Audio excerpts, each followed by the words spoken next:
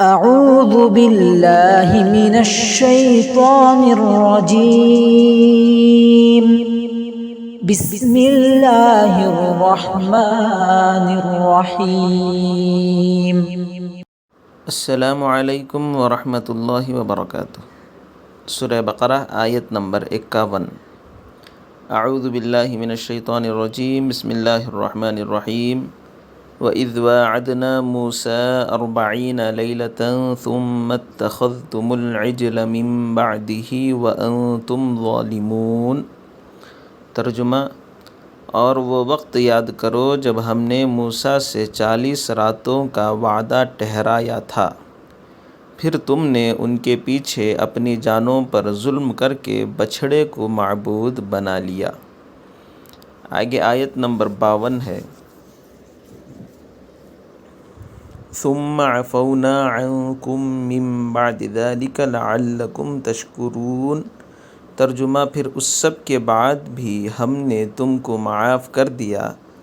تاکہ تم شکر ادا کرو۔ معزز حضرات، جیسا کہ اس سے پہلی آیت میں یہ بات آ گئی تھی کہ کس طرح سے اللہ رب العزت نے حضرت موسیٰ علیہ السلام کی قوم کو فرعون کے ظلم سے نجات عطا فرمایا تھا، تو اب یہاں اللہ رب العزت فرماتے ہیں کہ یاد کرو اس وقت کو کہ جب ہم نے فرعون سے تمہیں نجات دلایا، پھر اس کے بعد اللہ رب العزت نے حضرت موسیٰ علیہ السلام کو حکم دیا کہ 40 رات وہ آ کر کوہ طور پر اعتکاف کریں، یعنی اس فرعون کی ہلاکت کے بعد میں اللہ نے حضرت موسیٰ علیہ السلام سے 40 راتوں کا وعدہ کیا کہ وہ آئیں اور آ کر کوہ طور پر اپنا اعتکاف کریں، وہ وہاں ٹھہریں اور وہاں اللہ کی عبادت کریں۔ تو اسی واقعے کی طرف اللہ رب العزت یہاں پر اشارہ کر رہے ہیں کہ یاد کرو اس وقت کو جب ہم نے موسیٰ سے 40 راتوں کا وعدہ کیا۔ تو یہاں پر واقعہ یہ ہوا کہ جب حضرت موسیٰ علیہ السلام کوہ طور پر تشریف لے گئے اور جاتے ہوئے بنی اسرائیل کو اپنے بھائی حضرت ہارون علیہ السلام کے سپرد کر دیے کہ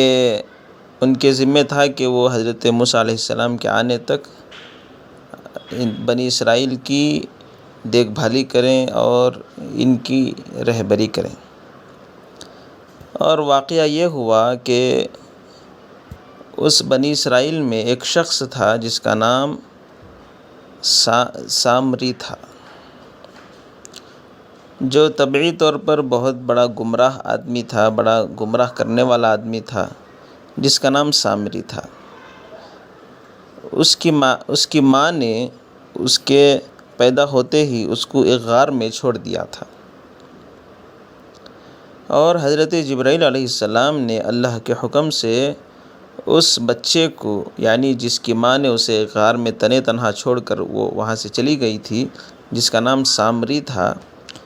اللہ کے حکم سے حضرت جبرائیل علیہ السلام نے اس کو اپنی انگلی سے، کتابوں میں لکھا ہے کہ حضرت جبرائیل علیہ السلام کی ایک انگلی میں شہد تھا، ایک میں دودھ تھا، ایک میں پانی تھا، اس کے ذریعے سے حضرت جبرائیل علیہ السلام آتے اور اس کو دودھ، شہد وغیرہ سے اس کی پرورش کرتے تھے،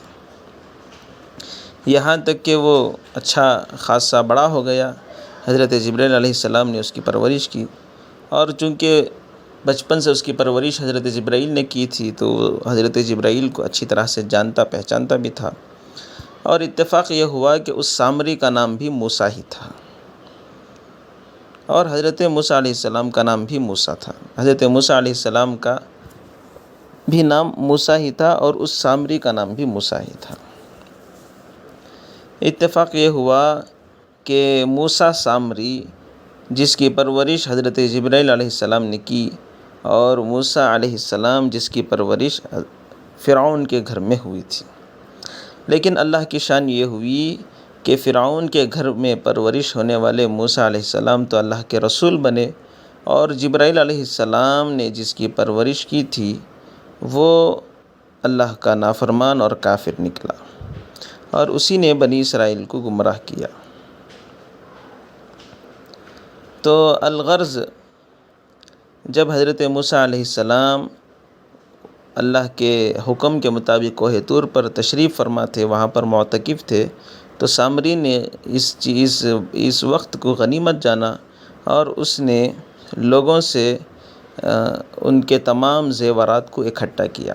یعنی سونے کے جتنے بھی زیورات تھے ان سب کو اکٹھا کیا، پھر اس کو آگ میں تپا کر ایک بچھڑے کی شکل بنا لیا۔ پھر بنانے کے بعد میں حضرت جبرائیل علیہ السلام جو اس کے پاس آیا جایا کرتے تھے، تو ان کے گھوڑے کے، حضرت جبرائیل علیہ السلام کے گھوڑے کے جو قدموں کے نیچے جو مٹی ہوتی تھی، یعنی جس مٹی پر حضرت جبرائیل علیہ السلام کا گھوڑا پیر رکھ کر وہاں سے گزرتا تھا، وہ سامری اس کو اٹھا کر اپنے پاس رکھ لیا تھا۔ تو اس نے اس مٹی کو جب اس بچھڑے کے اندر ڈال دیا تو وہ بچھڑا آواز کرنے لگا، بولنے لگا، باتیں کرنے لگا۔ تو اس طرح سے اس نے اس بچھڑے کو لوگوں کے درمیان میں لایا اور لا کر یہ کہنے لگا کہ دیکھو تمہارے اللہ تو یہاں پر ہیں، یعنی تمہارا جو معبود ہے جس کی تم پرورش کرتے ہو، تمہارا خدا ہے، وہ تو یہاں ہے، اور خامخواہ حضرت موسیٰ تو وہ جنگلوں میں اللہ کو ڈھونڈتے پھر رہے ہیں۔ تو اس طرح سے اس نے آ کر لوگوں کو یہاں پر گمراہ کرنا شروع کر دیا کہ وہ لوگوں کو اس بچھڑے کی طرف ذہن لگا کر اس بچھڑے کی طرف مائل کر کے کہنے لگا کہ دیکھو یہ بچھڑا ہے، یہ سونے چاندی کا ہے، جو بولتا بھی ہے، اس کے اندر جان بھی ہے، یہی تمہارا اللہ ہے۔ تو اس طرح سے اس نے لوگوں کو گمراہ کرنا شروع کر دیا۔ کتابوں میں لکھا ہے کہ بہت سارے لوگوں نے اس کی اتباع کی اور اس بات سے اور اس کی باتوں میں آ کر وہ گمراہ ہو گئے۔ تو اللہ رب العزت نے اس واقعے کی اطلاع وہاں کوہ طور میں حضرت موسیٰ علیہ السلام کو فرمائی۔ تو جیسے حضرت موسیٰ علیہ السلام کو اس واقعے کی اطلاع ملی، بہت انہیں دکھ ہوا۔ وہ وہاں سے آنے کے بعد میں حضرت ہارون علیہ السلام پر انہوں نے سختی کی، انہیں برا بھلا کہا، انہیں ڈانٹا کہ میں نے تو تمہیں یہ حکم دیا تھا کہ تم اپنی اس قوم کی رہبری کریں، ان کو سمجھائیں، ان کی حفاظت کریں۔ تو حضرت ہارون علیہ السلام نے کہا کہ میں نے بولنے کے باوجود بھی انہوں نے میری بات نہیں مانی، قریب تھا کہ یہ لوگ مجھے جان سے مار ڈالتے۔ تو پھر اس کے بعد اللہ رب العزت نے جو آگے کی آیت ہے ثم عفونا عنکم من بعد ذلک لعلکم تشکرون، اللہ فرماتے ہیں کہ تم لوگوں نے اللہ کی نافرمانی کی کہ تم لوگ بچھڑے کی عبادت کی، پھر اللہ نے انہیں یہ سزا دی کہ جتنے لوگوں نے بچھڑے کی عبادت نہیں کی ہے، وہ لوگ جن لوگوں نے بچھڑوں کی عبادت کی ہے ان کو قتل کریں، یعنی جنہوں نے عبادت نہیں کی ہے وہ قتل کریں گے ان لوگوں کو جنہوں نے بچھڑے کی عبادت کی تھی۔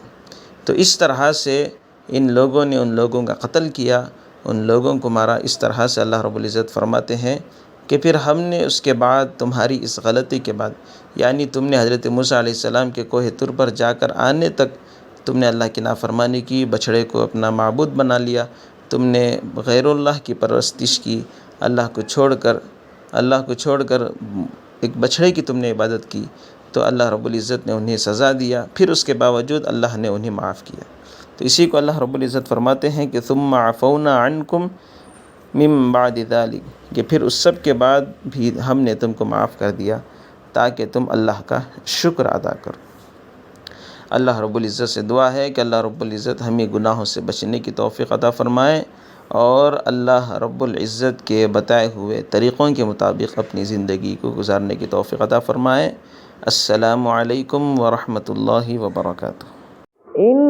هذا القرآن يهدي للتي هي أقوم ويبشر المؤمنين الذين يعملون الصالحات أن لهم أجرا كبيرا